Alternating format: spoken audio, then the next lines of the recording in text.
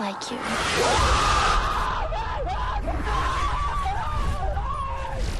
Hello guys, मैं हूं आपका दोस्त निखिल और आज मैं फाइनली मेरे चैनल पर सबसे डिमांडिंग मूवी VHS एक्सप्लेन करूंगा। इस मूवी की खास करके इसलिए सभी को एक्सप्लेनेशन चाहिए क्योंकि इसकी पूरी कहानी शायद ही किसी ने समझी हो। मुझे खुद ये कई बार देखनी पड़ी तब जाके मैं इस मूवी को समझ पाया हूँ। एंड आई वॉर्न यू कि ये बहुत ही क्रीपी, डरावनी और ग्रॉस मूवी है जिसे आप फैमिली या ऑपोजिट जेंडर के साथ तो गलती से भी देख नहीं सकते। यही कारण है कि मेरे ख्याल से इस मूवी को तो बैंड होनी चाहिए। मूवी का एक खास पॉइंट ये भी है कि इसके प्लॉट्स को 5 पार्ट्स में डिवाइड किया है जो हर पार्ट से किसी न किसी तरह से कनेक्टेड है और मूवी का हर सीन किसी न किसी कैमरा से ली गई है। तो और समय ना वेस्ट करते हुए सीधे शुरुआत करते हैं मूवी की कहानी से।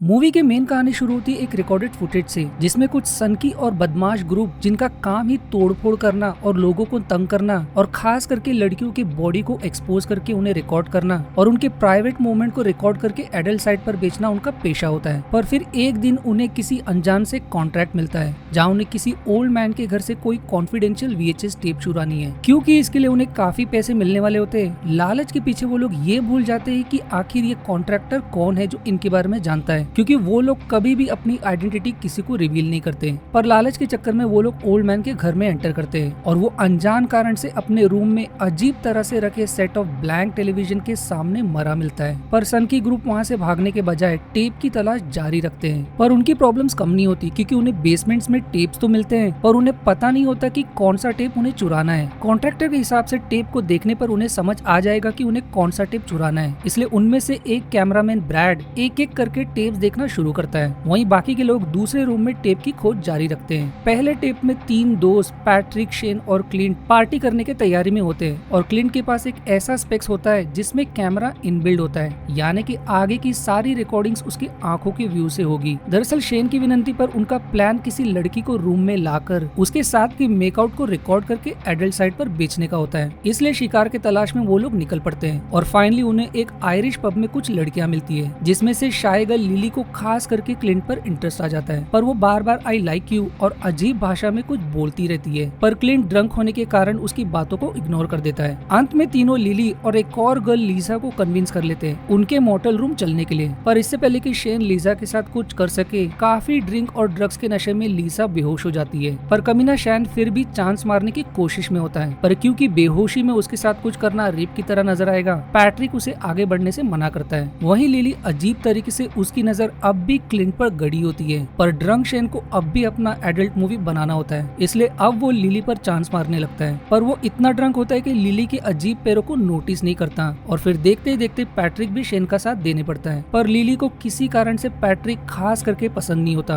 और गुस्से में उस पर एक बिल्ली की तरह हिस करती है। वहीं क्लिंट नर्वसनेस के कारण बाथरूम में चला जाता है कि क्या उसे सच में उनके साथ आगे बढ़ना चाहिए। पर फिर थोड़ी देर बाद पैट्रिक भागते हुए आता है कि लिली ने उस पर बुरी तरह से अटैक किया। उन्हें पहले तो ये सब मजाक लगता है, पर जैसे ही दोनों उसे चेक करने बढ़ते हैं वो अपने किसी रूप में बदल जाती और अपने नोकीले दांत और नाखून से शेन की चीथड़े कर देती है। अब दोनों डर के मारे बाथरूम में ट्रैप, उनके पास और कोई चारा नहीं होता बट उसका सामना करके भाग निकलने का। इसलिए जैसे ही दोनों एक पोल के हथियार को बनाकर लिली की तरफ बढ़ते हैं वो किसी डरावने पोज में उनके सामने खड़ी मिलती है और फिर देखते ही देखते पैट्रिक पर छलांग लगाकर उसके चीथड़े करते हुए उसके मांस को खाने लगती है। क्लिंट कैसे तो हिम्मत करके मौका देखकर भाग निकलता है, पर घबराहट में आगे सीढ़ियों से गिर जाने के कारण उसे चोट लग जाती है और तभी लिली रेंगते हुए उसके नजदीक पहुंचती है। पर वो उसकी जान लेने के बजाय अपने तरह से उसकी मैनहुड को चाट कर इशारा करती है कि वो उसे पसंद करती है। पर क्लिंट की तरफ से कोई इंटरेस्ट ना दिखने पर वो रोते हुए उससे दूर हो जाती है। अब क्लिंट फिर से मौका देखकर बिल्डिंग से बाहर पड़ता है और रास्ते में सभी से मदद की भीख मांगता है, पर कोई भी उसे सीरियसली नहीं लेता और अंत में लिली रिजेक्शन के गुस्से में अपने ट्रू शैतान के अवतार में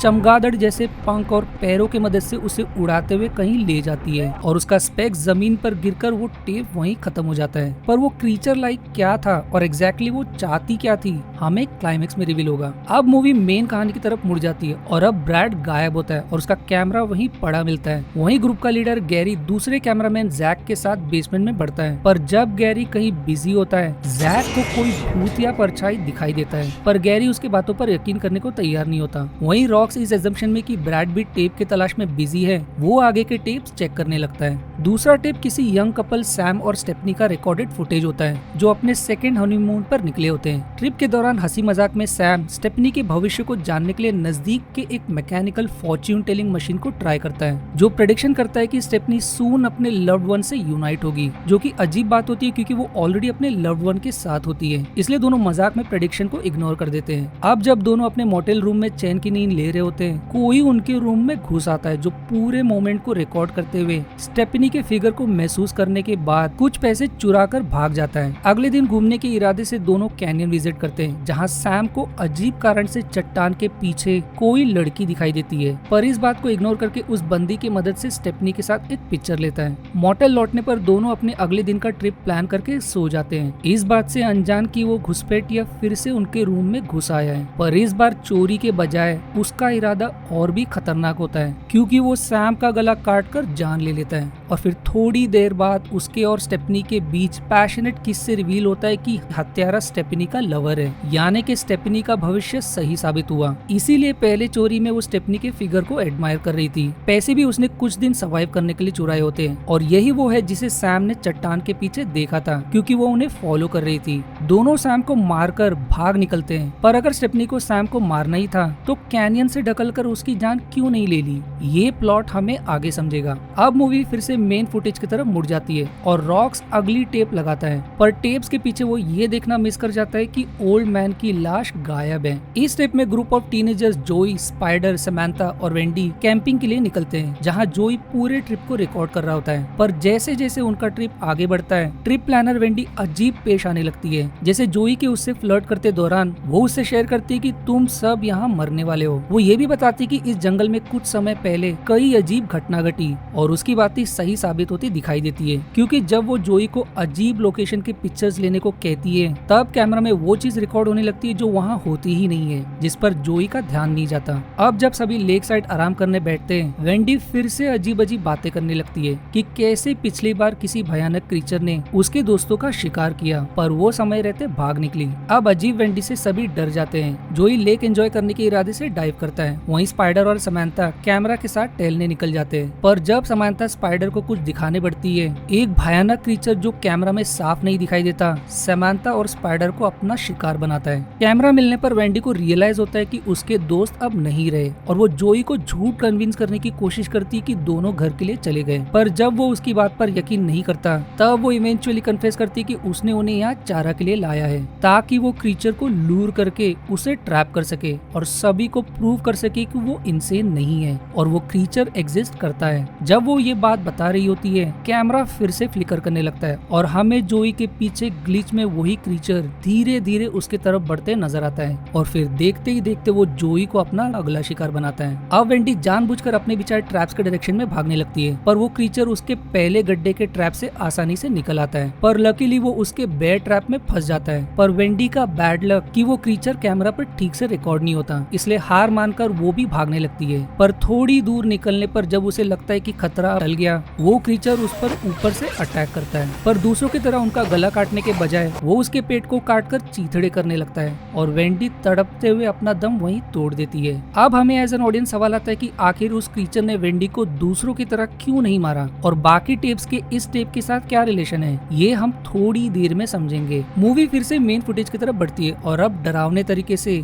ओल्ड मैन की लाश फिर से दिखाई देने लगती है, पर वहीं इस बार रॉक्स गायब होता है। गैरी और जैक के लौटने पर उन्हें समझ नहीं आता कि उनके बाकी के दोस्त कहाँ गए, इसलिए ग्रुप का लीडर गैरी उन्हें ढूंढने निकल पड़ता है और जैक को टेप की ड्यूटी पर लगा देता है। इस टेप का रिकॉर्डिंग जेम्स के वेबकैम से की होती है, जहाँ एमिली अपने soon to become doctor boyfriend James से वीडियो चैट के थ्रू टच में रहती है। वीडियो के शुरुआत में एमिली एक चिंता शेयर करती है कि उसके हाथ पर अजीब सूजन आ गई है। इतना कम नहीं था कि उसे लग रहा है कि ये घर शायद से हॉन्टेड है, क्योंकि कुछ दिन पहले उसने किसी की आहट महसूस की। वो ये भी शेयर करती है कि बचपन में जब वो उससे कुछ दिन के लिए दूर चला गया था, तभी उसके साथ कुछ ऐसी ही घटना एक बार घटी थी, जिसके कारण उसे सर्जरी करानी पड़ी, पर अब अनजान कारण से उसे कुछ साफ याद नहीं है। पर जेम्स उसे दिलासा देता है कि ये सिर्फ उसके अकेले रहने के कारण उसके दिमाग का उपज है। पर अगली रात जब वो जेम्स के साथ वीडियो चैट कर रही होती है, उसके दरवाजे पर कोई अनजान साया नजर आता है जो उन्हें घूर रहा होता है, और फिर देखते ही देखते के तेजी से उसके रूम में घुस जाता है और जोरों से दरवाजा लगाकर गायब हो जाता है। पर बेवकूफ एमिली अब भी अगले दिन अपना रूम नहीं छोड़ती और वहीं उसके उसी सूजन पर तेज इचिंग होने लगती है। अब फिर से उसी रात एमिली को वही आहट महसूस होती है, इसलिए जेम्स को अपनी नजर बनाते हुए लैपटॉप के साथ चेक करने लिविंग रूम बढ़ती है और तभी उसे कुछ क्रीचर्स नजर आते हैं और वो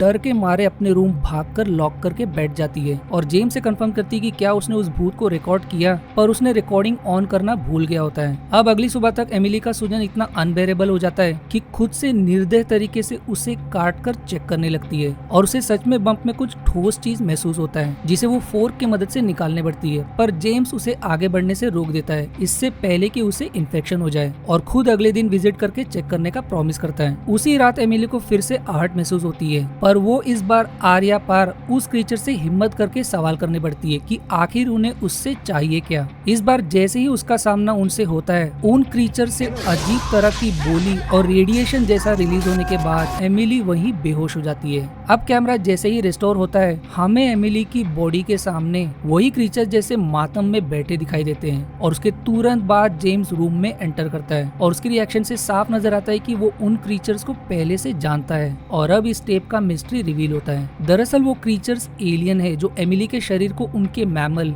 आधा इंसान आधा एलियन पैदा करने के लिए उसका यूज कर रहे हैं, जो जेम्स निर्दय तरीके से एमिली के पेट से काट कर निकालता है। और ये पहली बार नहीं बल्कि बचपन में भी जो उसके साथ हादसा हुआ था, जो उसे अब याद नहीं, वो भी यही था। उसे इसलिए याद नहीं रहता क्योंकि एलियंस ने उसकी याददाश्त को मिटा दिया। जेम्स अपने मेडिकल स्टडी के लिए एलियन से मिला हुआ है और उसने झूठ कहा था कि वो स्टडी के कारण कहीं दूर लोकेटेड है। ये टेप हम इसलिए देख पा रहे हैं क्योंकि रियलिटी में जेम्स शुरुआत से सब रिकॉर्ड कर रहा है, पर वो एमिली के एक बार पूछने पर झूठ इसलिए कहता है वरना एमिली रिकॉर्डिंग को ओनर या ऑफिसर को दिखाकर खबर कर देती और जेम्स का प्लान फेल हो जाता। काम खत्म होने पर जेम्स ऐसे सबूत मिटा देता है मानो ये सब एक एक्सीडेंट हो। एमिली के हाथ के बम पर रियलिटी में एलियन ने एक ट्रैकिंग डिवाइस फिट किया होता है ताकि वो उसे ट्रैक कर सके। अब हमें समझ आता है कि आखिर पूरे घटना के दौरान जेम्स इतना काम एंड कंपोज क्यों नजर आ रहा था। अब हमेशा की तरह एलियन ने एमिली की याददाश्त मिटा दी। जेम्स उसे ये झूठ बताता है कि वो तुरंत अपनी पढ़ाई छोड़कर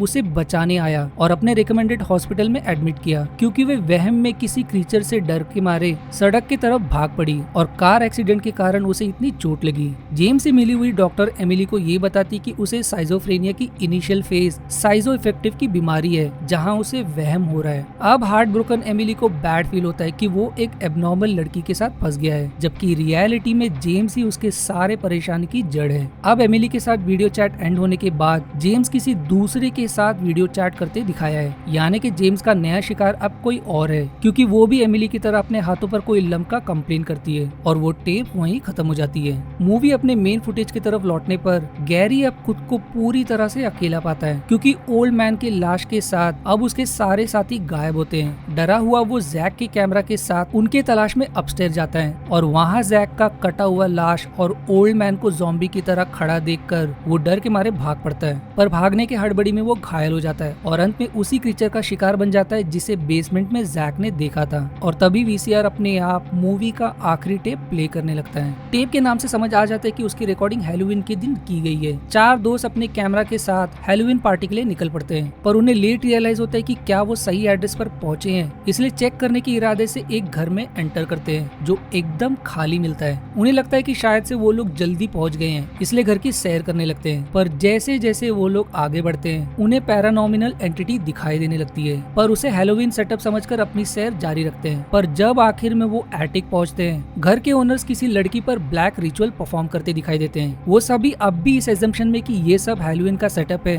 वो लोग फन के इरादे से उनके रिचुअल में शामिल हो जाते हैं। पर हद तब हो जाती है जब उनमें से एक लड़की पर वार करता है और फिर देखते ही देखते पूरा घर किसी पैरानॉमिनल एंटिटी के शक्ति के चपेट में आ जाती है। कैमरा पूरी तरह से फ्लिकर और कोई अनजान शक्ति होम ओनर्स को पनिश करने लगती है। फाइनली उनकी आंखें खुलने पर चारों भाग पड़ते हैं, पर उन्हें याद आता है कि उस लड़की की भी जान खतरे में है, इसलिए उसे बचाने के लिए तुरंत लौटते हैं। होम ओनर्स लड़की की बलि देने ही वाले होते कि ऐन मौके पर वो लोग उसे बचा लेते हैं होम ओनर्स उसे रोकने की कोशिश करते हैं पर वही पैरानॉमिनल एक्टिविटी उनकी जान ले लेती है। अब सभी लड़की को कैरी करते हुए भागने की कोशिश करते हैं पर पूरा घर भूतिया साये से पोजेस्ड हो जाता है। चीजों का हवा में उड़ना, दीवारों से हाथ का निकलना और दरवाजे सिकुड़ने लगते हैं और उन्हें रोकने की कोशिश करते हैं पर लकीली वो लोग बेसमेंट के थ्रू निकल जाते हैं। पर उनकी समस्या अब भी टली नहीं होती क्योंकि अचानक से वो काली साया कार को अपने कंट्रोल में ले लेती है और कार को ट्रेन के ट्रैक के ठीक बीच रोक देती है और फिर देखते ही देखते वो लड़की कार से गायब होकर उनके कार के सामने नजर आती है। इससे पहले कि वो लोग कार से निकलकर भागे, वो लोग तेज से आते ट्रेन से कुचल जाते हैं और मूवी टेप 56 के कुछ एक्स्ट्रा क्लिप्स के साथ खत्म हो जाती है।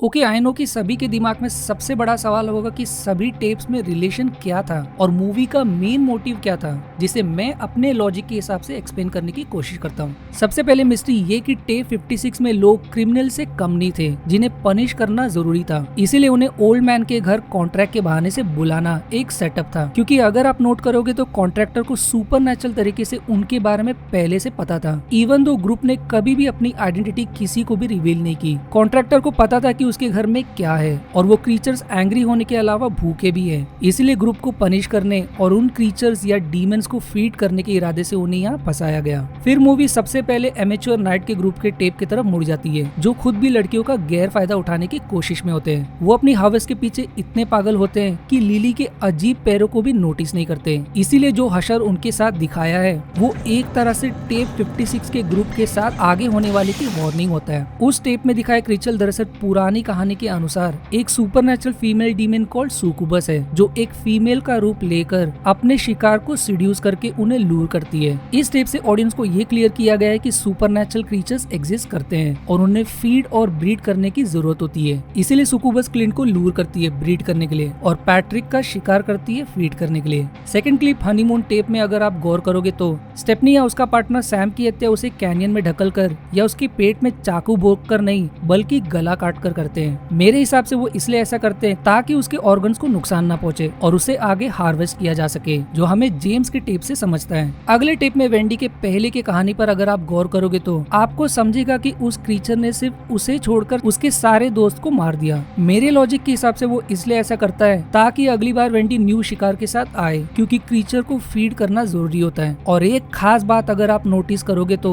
वो सभी का सीधे जान ले लेता है, पर वेंडी के केस में वो उसका चीरफाड़ करता है, शायद इसलिए क्योंकि वो जेम्स की तरह वेंडी के पेट से भी अपने तरह का कोई अदृश्य क्रीचर निकलता है। यानी कि उसने वेंडी को भी इसलिए पहली बार छोड़ा क्योंकि उसके पेट में भी एमिली की तरह उस क्रीचर का फीटस पल रहा था। इसीलिए हम वेंडी को बहुत ज्यादा हिलते हुए और कैमरा को तेजी से फ्लिकर होते हुए देखते हैं, जैसे मेन क्रीचर का कैमरा के सामने दिखाई देता है। ये टेप ये साबित करता है कि क्रीचर किस तरह से ब्रीड या फीड करते हैं। एमिली के केस से तो साफ था कि उसे जन्म देने वाली मशीन की तरह एलियंस यूज कर रहे थे, जिसमें जेम्स भी अपने ईविल स्टडी के लिए शामिल था, जिससे ये रिवील किया गया है कि इंसान भी सुपरनैचुरल शक्ति के साथ काम करते हैं अपने फायदे के लिए। और फाइनल हैलोवीन टेप से हमें साफ समझ आता है कि कुछ सुपरनैचुरल क्रीचर्स के ऐसे भी फॉर्म होते हैं जिन्हें पकड़ा या नष्ट किया जा सकता है। होम ओनर्स को पहले से पता था कि उस लड़की को किसी पैरानॉर्मल एंटिटी ने पोजेस किया है, इसीलिए एक्सोर्सिज्म की मदद से वो उसे नष्ट करने की कोशिश में थे, पर बेवकूफ टीनेजर्स के कारण वो रिहा हो जाती है और वो पैरानॉर्मल एंटिटी उनके सोल से खुद को फीड करती है। टेप्स को जानबूझकर इस सीक्वेंस में रखा गया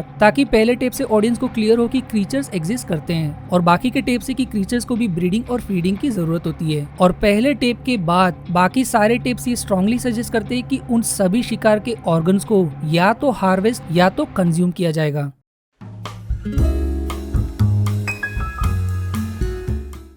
अब अगर आप इस सोच में होंगे कि मूवी बाकी सभी हॉरर मूवी से इतनी अजीब या अलग क्यों है, तो इसका जवाब यह है कि इसके ग्रुप ऑफ यंग डायरेक्टर्स ने मिलकर तय किया था कि वो लोग कुछ अलग तरह की मूवी बनाएंगे, इसीलिए हर टेप के पीछे डिफरेंट डायरेक्टर्स इन्वॉल्व थे। आज के वीडियो में इतना ही। प्लीज वीडियो को लाइक और कमेंट जरूर करें, क्योंकि आपके लाइक और कमेंट से ही मेरी वीडियो चल पाएगी, और सब्सक्राइब करके मुझे सपोर्ट जरूर दिखाएं। मैं मिलूंगा अगली बार एक और न्यू इंटरेस्टिंग एक्सप्लेनेशन में। तब तक के लिए धन्यवाद दोस्तों।